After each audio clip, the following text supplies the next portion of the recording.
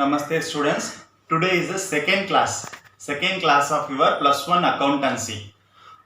In unit 1 we have discussed the introduction part. In unit 2 take all of you page number 18. In unit 2 conceptual framework of accounting, that is what we are going to see in today's lesson. Here the contents is bookkeeping and introduction. We are going to see the introduction part of the bookkeeping. What do you mean by bookkeeping? That and all we will be seeing. Bookkeeping versus accounting, a relationship among bookkeeping, accounting and accountancy, accounting principles, accounting standards, IFRS, International Financial Reporting Standards, and accounting standards in India. Up to that we are going to see. Here the learning objectives to enable the students to understand the meaning, definitions and features of the bookkeeping, evaluate the advantages and limitations of bookkeeping, understand the accounting concepts and conventions, understand the meaning and the need for the accounting standards. Here the points which we are going to recall from your past classes: meaning and definition of accounting, functions of accounting, uses of accounting, and basic accounting terminologies. In our previous classes and all we have elaborately discussed the basic accounting terminologies. And the key term bookkeeping, accountancy, accounting cycle, concepts and standards. Here, what do you mean by bookkeeping? Bookkeeping na enna? Bookkeeping means it's a process of identifying and recording of transaction in the books of account. அதாவது நம்ம ஏடுகளை பராமரித்தல், நோட்டை வந்து maintain பண்றது, accounting ஃபிகர்ஸை கரெக்டாக enter பண்றதுக்கு பேர் தான் book keeping. This is necessary and any business as the transaction happening in a business entity must be recorded so that information available for further analysis. Bookkeeping forms the base for the preparation of financial statement. எல்லாத்துக்குமே அடிப்படை, அக்கௌண்ட்ஸ்க்கு அடிப்படையே எதுனா புக்கீப்பிங் இல்லைன்னா எதுவுமே கிடையாது. இதோட meaning அப்படின்னு பார்த்தோம்னா, it's a primary stage in the accounting process. It's a process recording of financial transaction in the books of accounting under the proper heads. அந்தந்த தலைப்புக்கு கீழே கரெக்டாக வந்து நம்ம மெயின்டைன் பண்ணுறதுக்கு பேர் தான் வந்து book keeping. Here the definition is given. Book keeping is an art of recording business dealings in a set of books.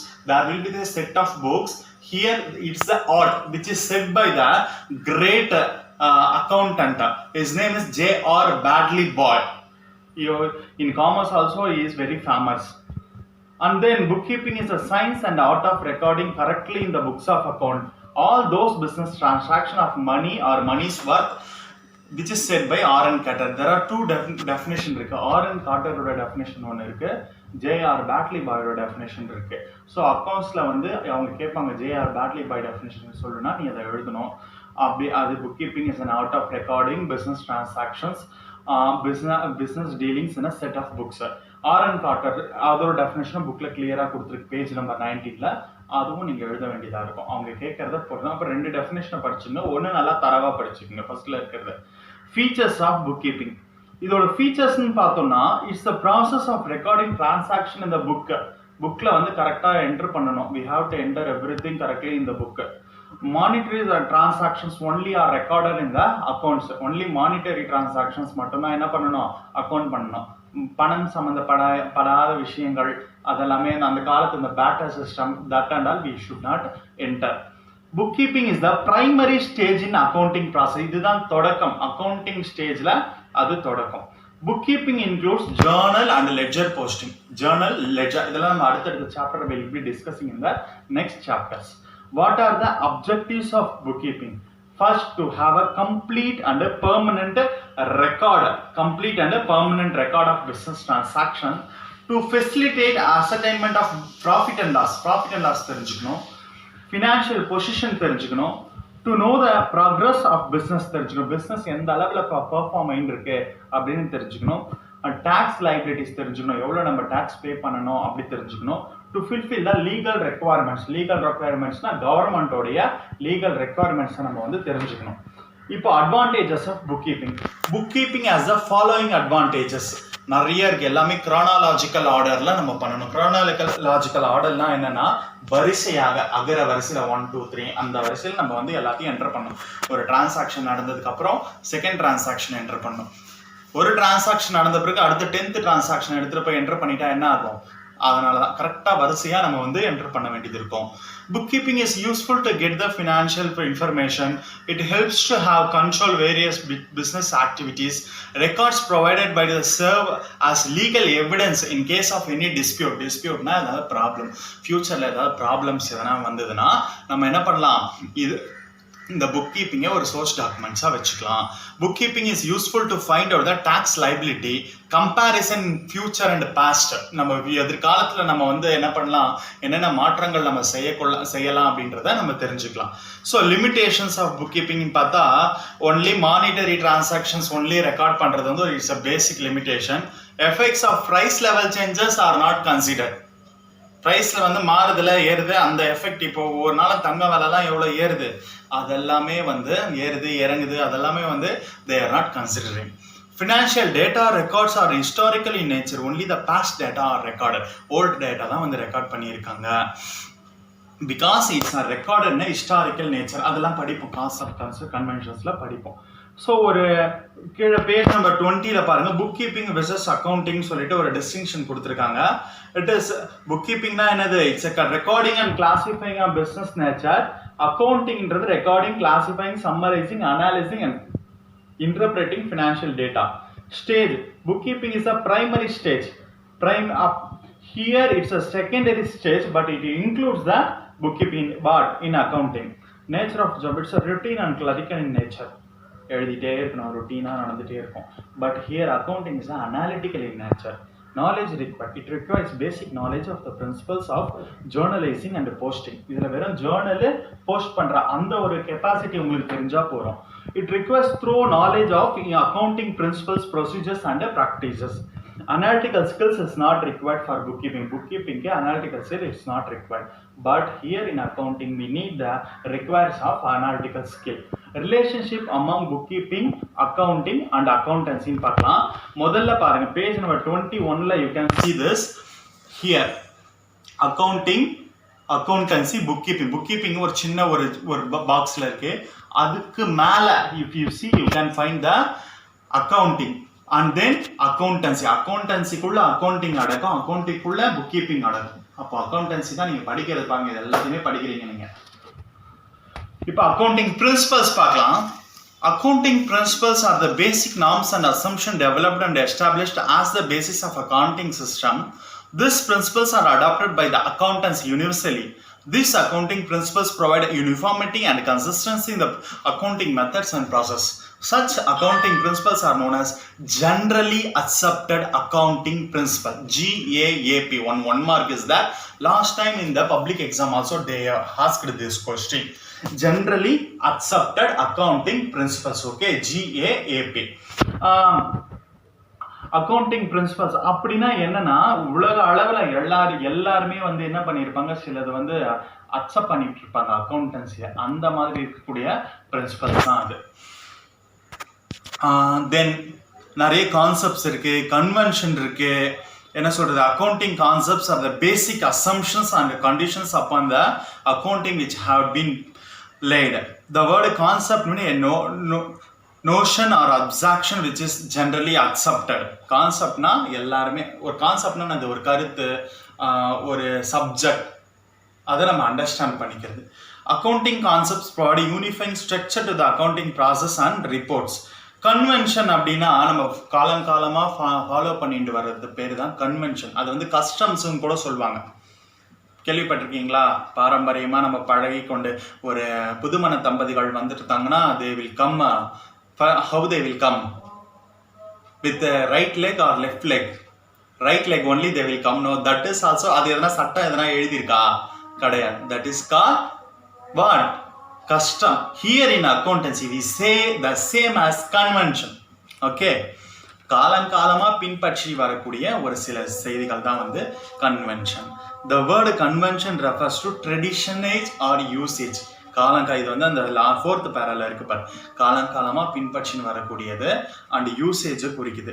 The accounting conventions or usage or practices which are followed as the guide to the preparation of accounting standards. Okay, இதெல்லாம் இப்போ என்னென்னு பார்க்கலாம். Business entity கான்செப்ட்னு ஒன்று இருக்கு, money measurement concept, going concern concept, cost concept, dual aspect concept, periodicity concept, matching concept, realization concept, objective evidence concept, accrual concept, convention of consistency, convention of full disclosure. These are all the various concepts, conventions that we are going to see briefly. So see here, take page number 22, business entity concept. Very very important concept. என்னதான் நீ தொழில் போட்டு முதல் போட்டிருந்தாலும் அந்த முதல் வந்து உன்னுடைய சொத்து கிடையாது, அது வந்து உன்னோட ப்ராப்பர்ட்டி கிடையாது, அது உன்னுடைய கேபிட்டல் லைபிலிட்டி, உன்னுடைய பொறுப்பு. அது நீ வந்து அந்த முதல்ல வந்து கடன் வாங்கியும் போட்டிருக்கலாம், இல்லை உன்னுடைய அசட் எதனா அடமானம் வச்சும் போட்டிருக்கலாம், அப்படி இல்லைன்னா உன்னுடைய ரிலேட்டிவோட யாருன்னா நகைகளை வச்சும் அந்த தொழிலை தொடங்கியிருக்கலாம். அப்போ அதை நீ திருப்பி கொடுத்து ஆகணும்ல, we have to return that, no, that is called business entity concept. Here owner is separate from the business. Owner and business is not the same. அதுதான் business entity concept சொல்லுது. ஸோ இதெல்லாமே வந்து நம்ம டீட்டெயிலாக வரப்படி பின்னாடி இருக்கிறதெல்லாம் பார்க்கலாம். நான் ஒவ்வொரு கான்செப்டை பற்றி தெளிவாக சொல்லிடுறேன்.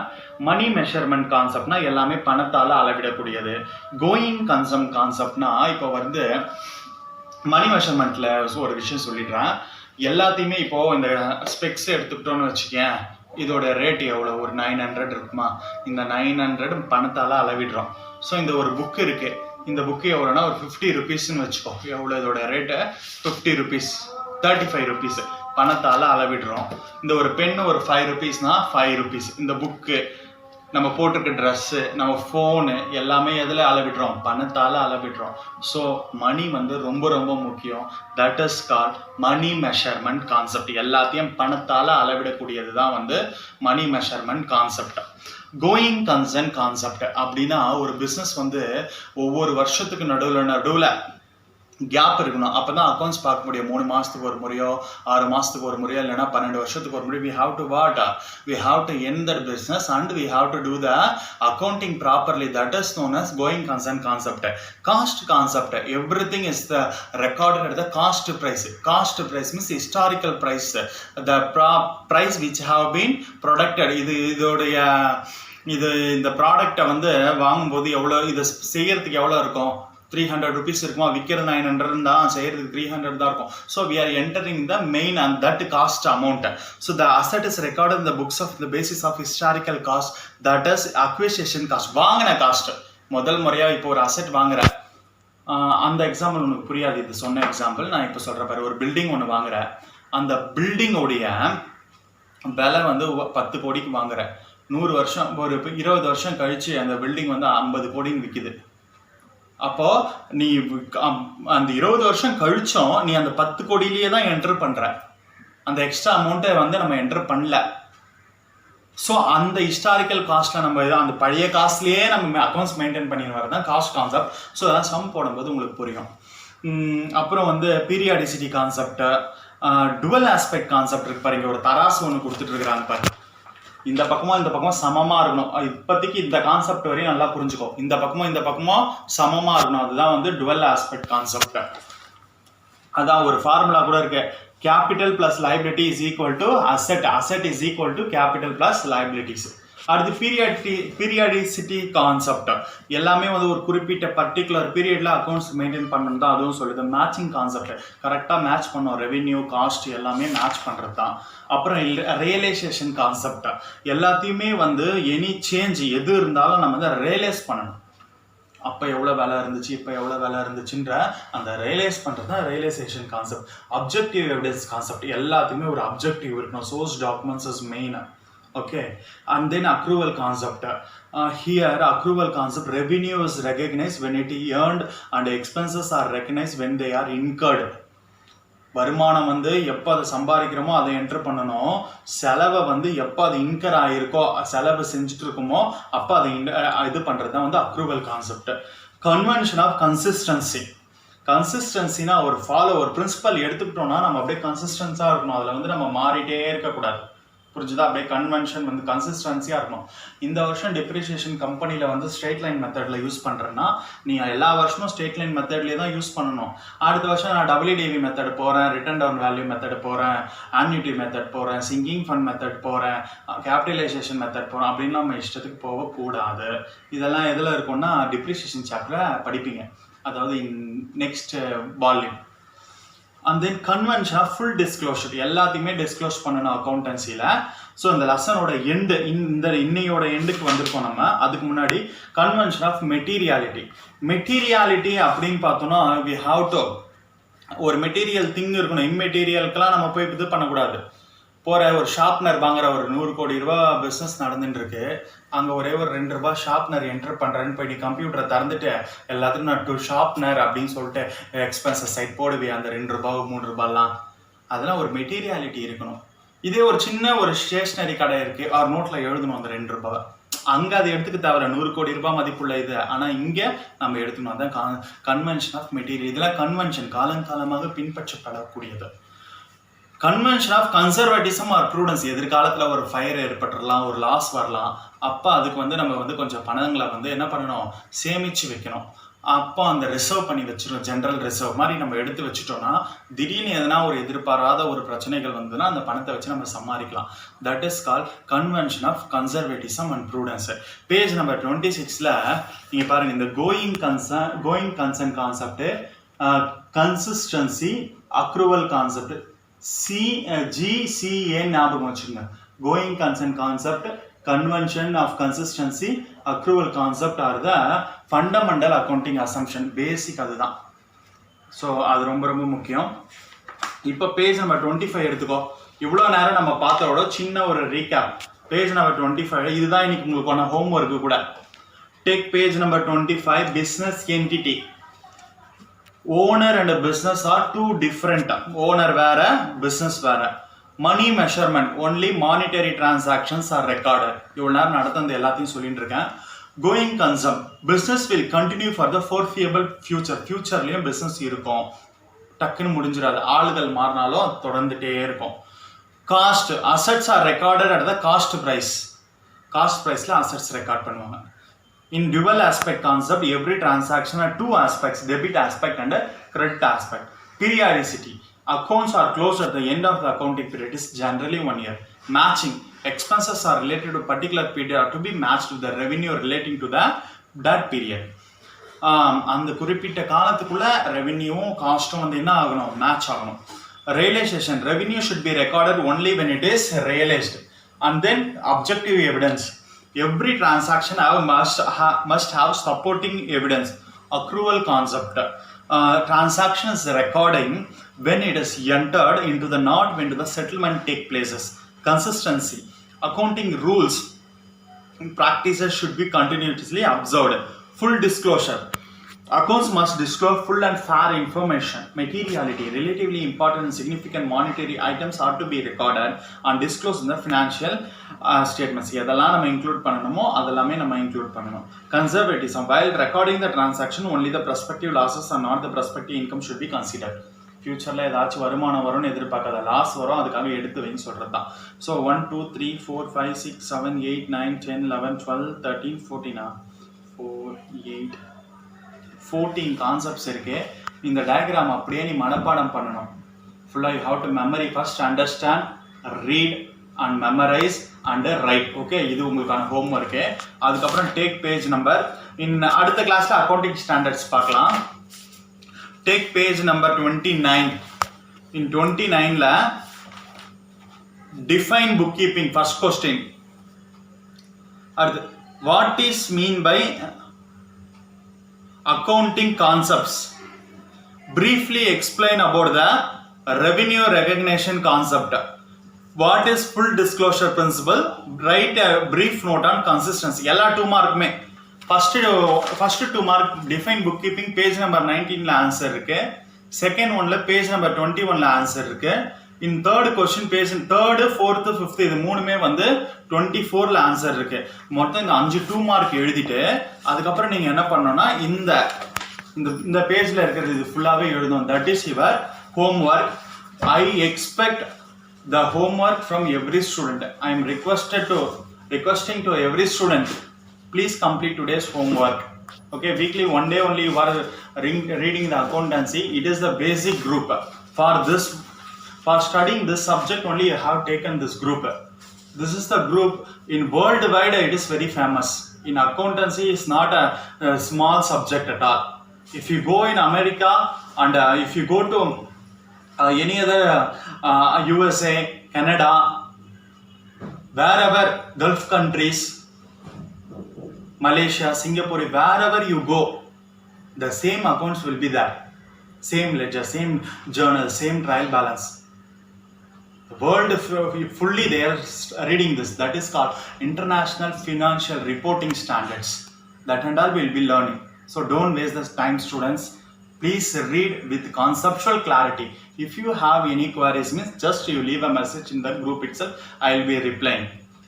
Thank you, students.